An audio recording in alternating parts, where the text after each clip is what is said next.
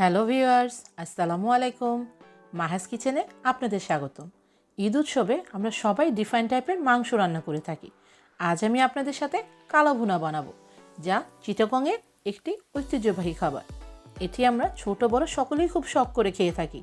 চলুন এবার আমরা কালা ভুনা বানাতে চলে যাই। আজ আমি এখানে 2 কেজি গরুর মাংস হাড় সহ ছোট করে কেটে নিয়েছি। এই ছোট করে কেটে নিলে মাংসগুলো তাড়াতাড়ি কুক হয়ে যাবে। 2টা বড় অনিয়ন চিকন করে কেটে নিয়েছি। 2 টেবিল স্পুন আদা রসুনের পেস্ট, 1 টেবিল স্পুন হলুদের গুঁড়া, 1 টেবিল স্পুন মরিচের গুঁড়া, 1 টেবিল স্পুন ধনিয়া গুঁড়া, 1 টেবিল স্পুন জিরা গুঁড়া, 2 টেবিল স্পুন ইয়োগার্ট, লবণ স্বাদ মতো। আমি এখানে 7 টেবিল স্পুন সরিষার তেল নিয়েছি। আমি এটা হাফ এখানে দিয়ে দিব এবং হাফ আমি রেখে দিব লাস্টে ইউজ করার জন্য। এবার আমরা যে শুকনো মশলা নিয়েছি তা হলো 2টা বড় তেজপাতা হাফ করে আমি ছিঁড়ে নিয়েছি, 5টা এলাচ কুচি একটু ভেঙে, 2টা স্টার যা মাংসের ফ্লেভার অনেক বাড়িয়ে দিবে, 2টা বড় দারচিনি একটু ভেঙে, 10 থেকে 15টা গোলমরিচ অ্যান্ড হাফ টিস্পুন অফ আস্ত জিরা। এই শুকনো মশলাগুলো ঢেলে দিয়ে মিশিয়ে নিই, আর বাকি গুঁড়ো মশলাগুলো আমরা রান্নার মাঝে মাঝে মিলিয়ে নিব। এটা আমাদের খুব ভালো করে হাত দিয়ে কষলে মাখিয়ে নিতে হবে, যাতে মাংসের ভিতরে সব কিছু ঢুকে যায়।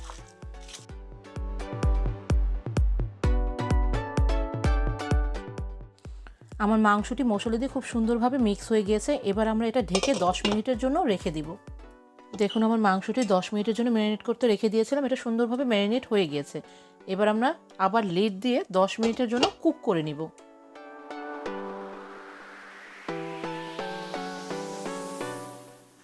আমি 10 মিনিট পর ফিরে আসলাম। দেখুন আমার মাংস কারি থেকে হালকা পানি বের হয়ে গিয়েছে। এবার আমি একটু নেড়ে চেড়ে দেব এটা, যাতে পুরোটাই সুন্দর মতো মিক্স হয়ে যায়।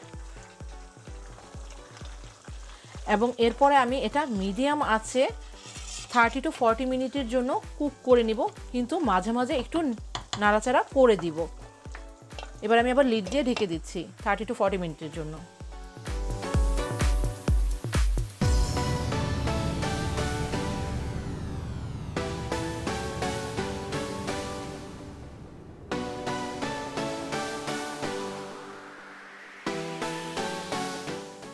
আমি 40 মিনিট পর ফেরত আসলাম।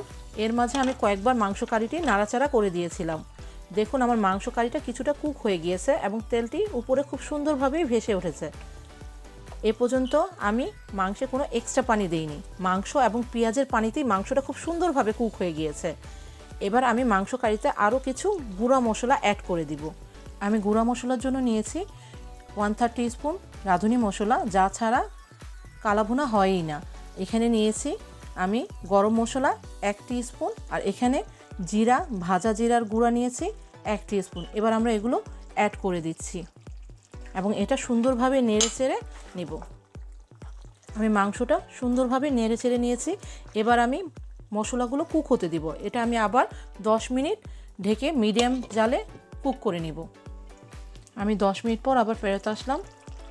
আমার মাংসটা দেখেন খুব সুন্দরভাবে কুক হয়ে গিয়েছে এবং নিচেও লেগে যায়নি। আমি এবার এটার মধ্যে কিছু ফ্রাইড অনিয়ন বা অনিয়ন ভাজা অ্যাড করে দিব এবং এটা আরও একটু সুন্দরভাবে নেড়েচেড়ে 5 মিনিটের জন্য কুক হতে দিব। 5 মিনিট পর আবারও ফেরত আসলাম।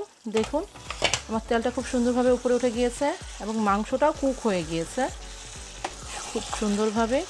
আমি এটাতে এখন হালকা একটু পানি দিয়ে দিব এবং ফুল স্পিড জালে দিয়ে এটা আমি পানিটা শুকিয়ে নিব। এটা আমি কুক হওয়ার জন্য রেখে দিব। এখন দেখুন আমি যেহেতু ফুল স্পিডে জাল দিয়ে দিয়েছি, তাই আমার মাংসের যে পানিটা দিয়েছিলাম তা 2-3 মিনিটের মধ্যেই শুকিয়ে যাচ্ছে। আমি আবারও কিছু পানি দিয়ে ঠিক সেমভাবেই কুক করে নিব।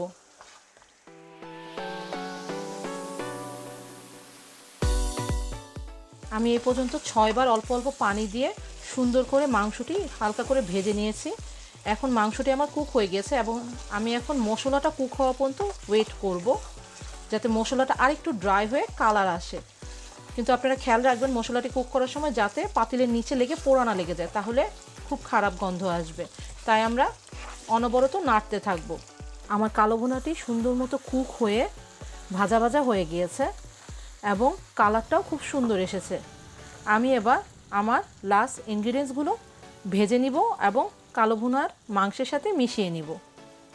আমি আরেকটি প্যানে আমার যে সরিষার তেলটুকু বাকি ছিল সেটা দিয়ে দিলাম এবং এর সাথে আমি পেঁয়াজ কুচি এবং রসুনের কুচি দিয়ে দিলাম। এটা আমি খুব ভালো করে এবার লাল হওয়া পর্যন্ত ভেজে নিব।